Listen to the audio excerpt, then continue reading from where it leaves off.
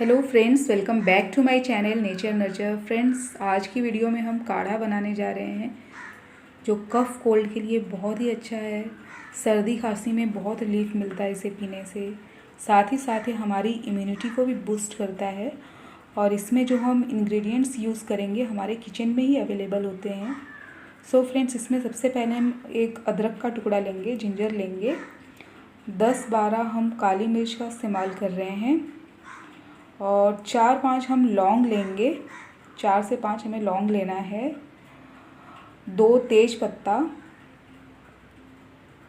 और 2 दालचीनी की स्टिक हम ले रहे हैं। 2 दालचीनी ले रहे हैं और 4 छोटी हरी इलायची ले रहे हैं और थोड़े से तुलसी के पत्तों का हम इस्तेमाल कर रहे हैं।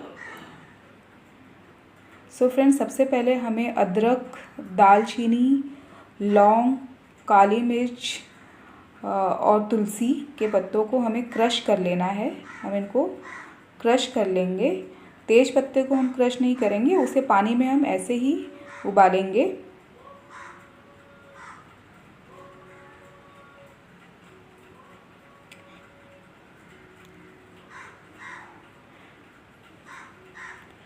सो फ्रेंड्स, हमने क्रश कर लिया है दालचीनी, लौंग, इलायची, जिंजर सबको। अभी हम 1.5 गिलास पानी डालेंगे टोप में और फ्लेम हमें मीडियम रखनी है। 10 से 12 मिनट तक हम पकाएंगे। जो भी हम मसाले यूज़ कर रहे हैं काढ़ा बनाने के लिए, उसको 10-12 मिनट तक हमें पकाना है।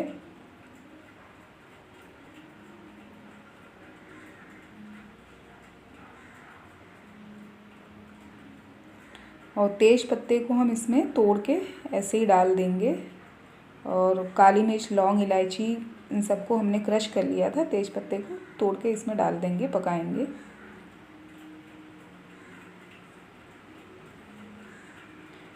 इसे हमें तब तक पकाना है जब तक कि पानी जो है हाफ़ नहीं हो जाता। हाफ़ हो जाए तब तक हमें इसे पकाना है। पक के आधा हो जाए उतने देर तक हमें पकाना है। तो फ्रेंड्स, हमारा काढ़ा बन के रेडी है, अच्छे से पक चुका है। अब हम इसे छान लेंगे और इससे हल्का गर्म रहे तभी पीना है। हम दिन में 2 से 3 बार इसे पी सकते हैं। कफ़ कोल्ड के लिए बहुत अच्छा है ये। फ्रेंड्स, आप चाहें तो इसमें स्वीटनेस के लिए हनी का भी इस्तेमाल कर सकते हैं। मैं इसमें 1 चम्मच हनी डाल रही हूँ। हनी भी कफ़ कोल्ड के लिए अच्छा होता है।